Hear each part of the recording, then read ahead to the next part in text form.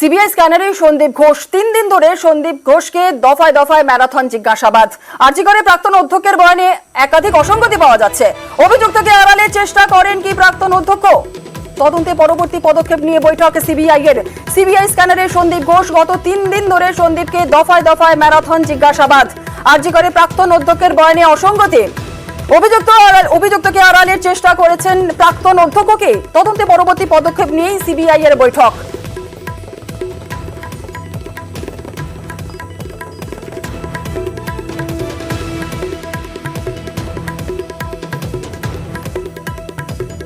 আর এই বিষয় নিয়ে কথা বলে নেব, সরাসরি চলে যাব সিজিওতে। আমাদের প্রতিনিধি অর্পিতা হাজরা রয়েছে, সরাসরি চলে যাব অর্পিতার কাছে। অর্পিতা, শুক্রবার থেকে দফায় দফায় জিজ্ঞাসাবাদ সন্দীপ ঘোষকে, ম্যারাথন জিজ্ঞাসাবাদ।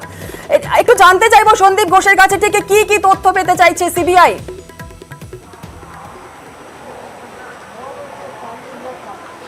দেখো, সিবিআই আধিকারিকরা এই যে পরপর 3 দিন যে তাকে জিজ্ঞাসাবাদ করছে, ম্যারাথন জিজ্ঞাসাবাদ, সেখানে কিন্তু এই প্রাক্তন প্রধান অধ্যক্ষ সন্দীপ ঘোষের বয়ানে একাধিক অসঙ্গতি রয়েছে এবং ধোঁয়াশা রয়েছে।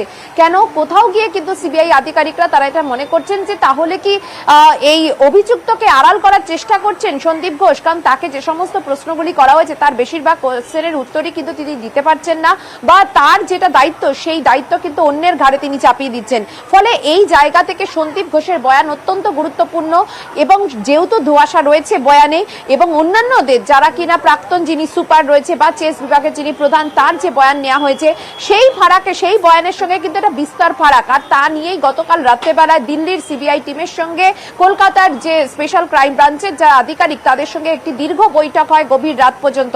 কারণ এই প্রাক্তন অধ্যক্ষ এই ঘটনায় কি তাহলে কোনোভাবে তার কোনো মদত ছিল, এই বিষয়টা কিন্তু তারা জানার চেষ্টা করছেন। কারণ বেশিরভাগ কোশ্চেনের উত্তর যেহেতু তিনি এড়িয়ে যাচ্ছেন এবং সুস্পষ্টভাবে তিনি উত্তর তিনি দিচ্ছেন না, কোন কোন ক্ষেত্রে তার যে সমস্ত দায়িত্বগুলি ছিল।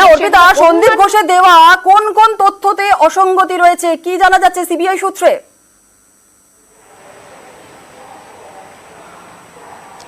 দেখো, সিবিআই সূত্র থেকে খবর, মূলত কিন্তু তাকে যেটা জানার চেষ্টা করা হয়েছিল যে ঘটনার পরে এবং যখন এই ঘটনা ঘটলো তারপরে পরিবারকে কেন হাসপাতালের তরফ থেকে বলা হলো যে তাদের মেয়ে সুইসাইড করেছে। অর্থাৎ যেখানে কিনা দেখাই যাচ্ছে ইনকোয়েস্ট রিপোর্টে যে 10-10টি আঘাতের চিহ্ন রয়েছে শরীরের, একেবারে মাথার চুল থেকে পায়ের নখ পর্যন্ত বিভিন্ন জায়গায় আঘাত, রক্তাক্ত ক্ষতবিক্ষত শরীর। সেখানে কি করে তারা, যেখানে কিনা তারা নিজেরাই তারা চিকিৎসক, সেখানে কিভাবে তারা বলে দিলেন যে এই নিগৃহীতা তিনি সুইসাইড করেছেন? অর্থাৎ এখানে কি কোথাও গিয়ে হাসপাতালের ভূমিকা নিয়ে একটা প্রশ্ন এবং সংশয় রয়েছে বলেই সেটাকে কি ধামাচাপা দিয়ে তিনি চেষ্টা করেছিলেন, এবং হাসপাতালের তরফ থেকে কোনো লিখিত অভিযোগ করা হয়নি। একটি সামান্য অস্বাভাবিক মৃত্যুর মামলা শুধু রুজু করেছিল পুলিশ। যেখানে ধর্ষণ এবং খুনের মতো ঘটনা ঘটে, সেখানে যে হাসপাতালের চত্বরে যেখানে তার কর্মস্থল, সেখানে যখন এরকম ঘটনা ঘটে তারপরেও হাসপাতালে তো নির্বিকার কি করে? তাহলে কি সেখানে এই প্রাক্তন এই অধ্যক্ষ সন্দীপ ঘোষ তার যথেষ্ট মদত ছিল? কোনোভাবে কি অভিযুক্তকে তিনি আড়াল করার তিনি চেষ্টা করছিলেন যাতে হাসপাতালের উপরে কোনো আঁচ না আসে, বা হাসপাতালের এই যে ভেতরে দীর্ঘদিন ধরে যে সেখানে মদের আসর বা বিভিন্ন সময় যে বাইরের যারা বহিরাগত তারা যখন ঢুকছে সেই বিষয় যাতে কেউ না জানে, বা হাসপাতালের এই দুর্নাম, সেই দুর্নাম যাতে কেউ না জানে, সেই কারণে কি ধামাচাপা দেওয়ার চেষ্টা করছিল শুধুমাত্র সুইসাইডের তত্ত্ব দিয়ে? এই বিষয়গুলো কিন্তু খতিয়ে দেখা হচ্ছে। সেক্ষেত্রে যিনি বা যারা তাকে এই পরিবারকে হাসপাতালের তরফ থেকে এই যে অর্থাৎ প্রাক্তন অধ্যক্ষ নির্দেশ মেনে যেভাবে তাকে ফোন করা হয়েছিল, সেই বিষয়টা কিন্তু তারা খতিয়ে দেখছেন যে কেন হঠাৎ করে সুইসাইডের তত্ত্বটা খাড়া করা হলো।